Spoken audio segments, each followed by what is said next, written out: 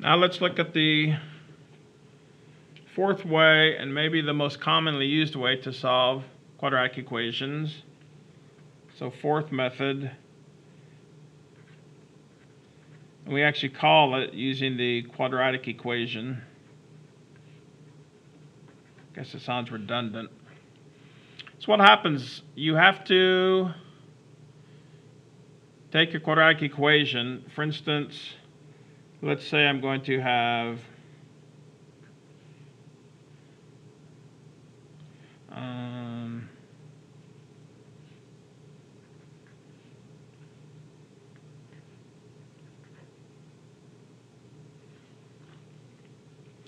here's your quadratic equation. Let me just give you the steps. First thing you have to do,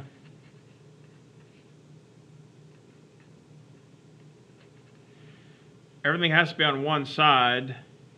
In other words, one side needs to be equal to 0. And then you have to define A, B, and C. What do I mean by that? Well, what they do with the quadratic equation is they have sort of a standard form equation where they say the standard quadratic equation is ax squared plus bx plus c, where a, b, and c are your numbers. So in our case, a is whatever number is in front of the x squared, b is whatever number is in front of the x. Now you have to be careful, you have to include the sign. So b would be minus 3, and c would be negative 4. Because what the quadratic equation is, maybe I should have called it quadratic formula. They give you a formula that if you plug in a, b, and c into the formula, it gives you the solution to this equation. So maybe you guys have seen this before. So my solution is going to be negative b plus or minus square root of b squared minus 4 times a times c all over 2a. So here's a formula or an equation made up of a, b, and c, but we have numbers for a, b, and c.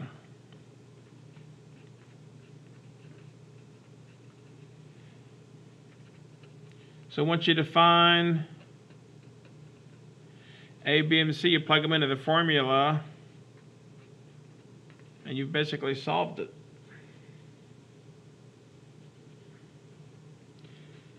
You have to be careful, because this is negative b. What I always tell my students to do is, before I even go and see what number the b is, I go write my negative. Then I go get my b, negative 3. So this becomes a negative 3 plus or minus b squared minus 3 squared minus 4 times a, which is 2, times c, which is negative 4. This whole thing over 2a, 2 times 2. So now it just becomes a matter of doing this computation. But you have to be careful with your negatives and all the stuff that's going on. For instance, a negative 3 is just 3. Negative 3 squared is 9 minus 4 times 2 is 8 times negative 4 is negative 32.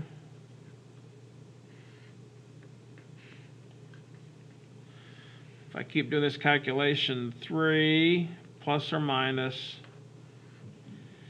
9 minus a negative 32 really means 9 plus 32.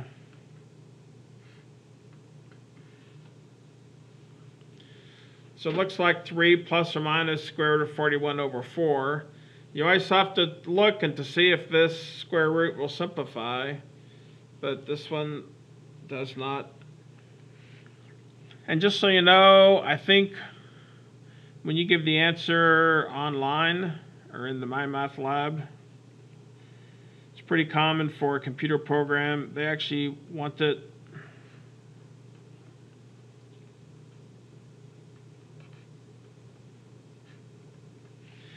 and they might even, I don't know, sometimes they like people to split up this into two fractions.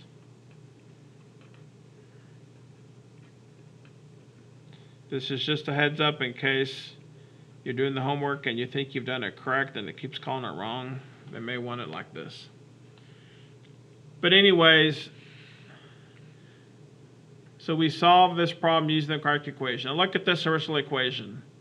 First of all, it's not going to factor. I know that because when I got my final answer, I have a square root in my solution. That means it doesn't factor. Can't use square root property. I could have used completing the square, but the first step would be to divide both sides by 2, and I would have had fractions.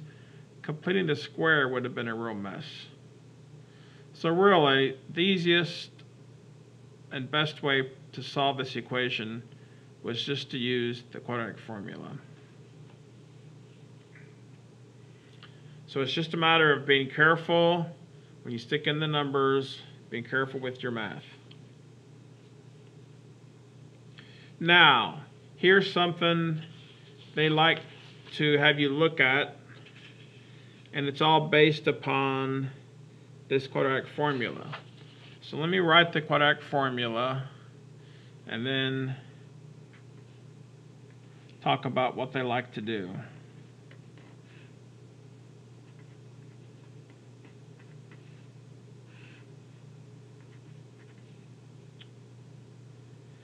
Now if you look at this further, the thing that really sort of is sort of complicated or makes this an interesting equation or whatever is this whole square root part of it.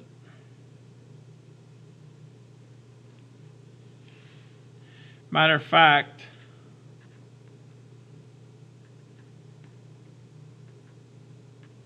in the math world, they take that little piece of it and they give it a special name and they call it the discriminant. So to make it very clear, discriminant, we say the discriminant, actually what they do is, I'm not really careful, they actually just look at the stuff inside the square root. That's really what they call the discriminant. Because what they like to do sometimes is, by looking at the discriminant, you can sort of predict what kind of a solution you're going to have. What do I mean? Well, in terms of types of solution, there's really going to be 3 possibilities.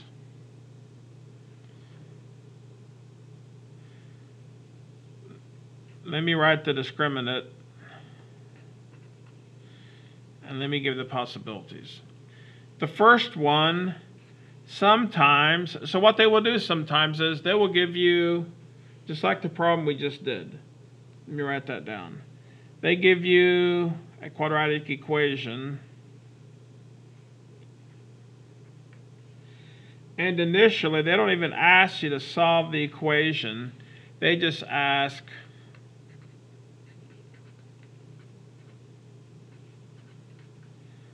what kind of solution this equation would give you. And let me explain this, and then I'm not explaining it, hopefully it'll be clear. So when they ask this question, what we're really doing is really have to look at this discriminant and see what kind of number it is. So what you do is, you still figure out your A, B, and C, and then I'm going to plug those in to this discriminant. And when you do, there are 3 kinds of numbers you can get that have special meaning.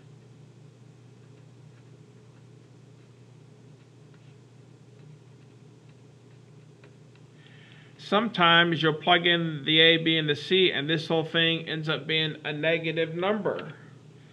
Now what happens Once again, this is the stuff that's under the square root. What happens when you end up with a negative under the square root? Well, in the world of math, we used to, whenever we had a negative under the square root, we just stopped and said, we can't do anything else. Although now, we know to keep going because now we've learned about complex numbers. So actually, here's the ultimate result.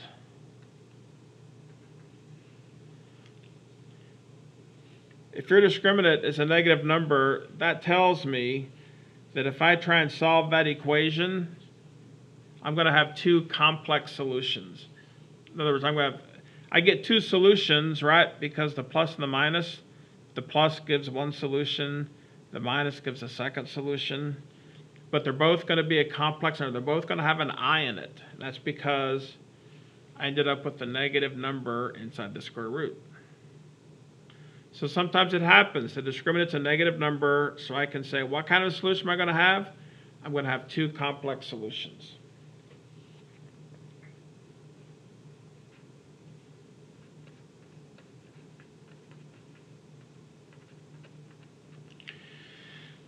A second possibility is when this discriminant equals what I call a perfect square. What is a perfect square? At least what I call a perfect square. Perfect square is a number that once you take the square root, it equals a nice integer. In other words, 4 square root of 4 is 2. 9 is a perfect square because when I take the square root, it's 3. 16 is a perfect square because when I take the square root, it's 4. 4, 9, and 16 what I call perfect squares. It's a number that when you take the square root of that number, it ends up being an integer, a nice number. So for instance, maybe I can jump up to 100, right? What's the square root of 100? It's 10. So sometimes you end up having a problem where the discriminant ends up being a perfect square. And let me look at my notes to see an example because it's hard just to make one up. Oh. No, I can make one up. How about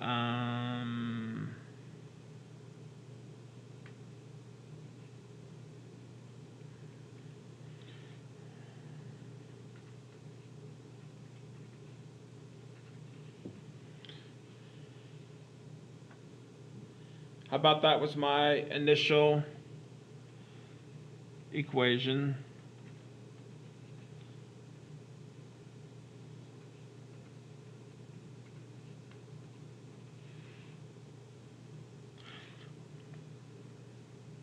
So I plug in A, B, and C into my discriminant. So B is negative 6, so negative 6 squared minus 4 times A, which is 1, times C, which is 9.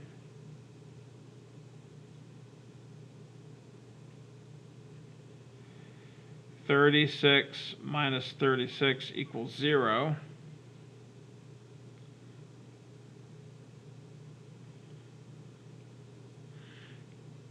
Actually, I didn't say this quite right.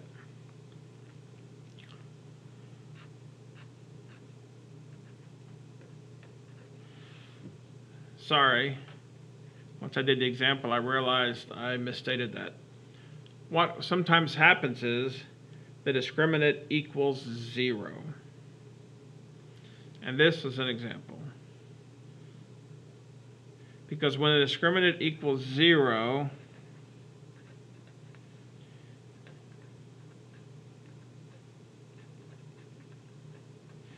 you end up with one real solution. And that makes sense because if the discriminant's 0, you have plus or minus square root of 0 plus or minus 0. This whole part just sort of goes away, and the solution is just negative b over 2a, which is just one number. That's why the solution for this problem would just be x equals negative 3. All right, sorry for that confusion. So sometimes the discriminant's a negative number, sometimes the discriminant's 0. And then finally,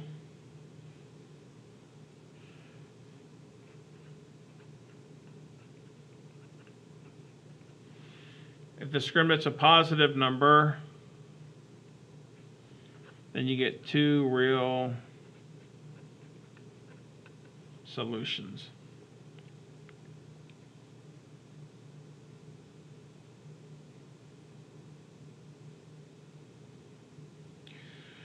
So I did an example of this case here. Let's go back to the very first quadratic equation I solved. Let's do this one and see what happens. It should fit this category. So A is 1, B is 6, C is 5. If I calculate the discriminant, it's going to be 6 squared minus 4 times 1 times 5. 36 minus 20, 16. All right, it's a positive number, and therefore I'm going to get two real solutions, which I did, because when you solve this thing, we ended up having x equals negative 5 and negative 1. That's two real numbers. Now, if I do an example right here,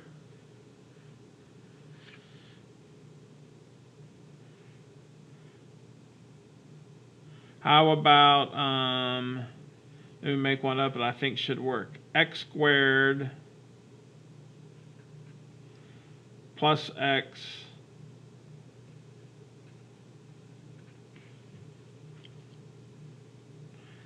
so say you're given this equation, you're asked to determine what kind of solutions would you get if you solve this equation. A is 1, B is 1, C is 6. So the discriminant is going to be b squared minus 4ac 1 minus 26 negative 25. If we were to actually solve this equation, you'd have two complex numbers. All right, that was a lot of work. But the whole idea is, based upon using this quadratic formula, they sometimes will take the stuff inside the square root, they call it the discriminant, and they like you to analyze the value of the discriminant, and based upon that, you can tell them, you can determine beforehand what kind of solution you're going to have. All right, now what I think I will do is stop, because next thing I'm going to do, I said way back at the beginning of these talks, said we're going to look at quadratic equations. We defined it. We've gone through solving it. Now let's look at what happens when we try and graph quadratic equations. So we'll stop now and we'll start that for the next video.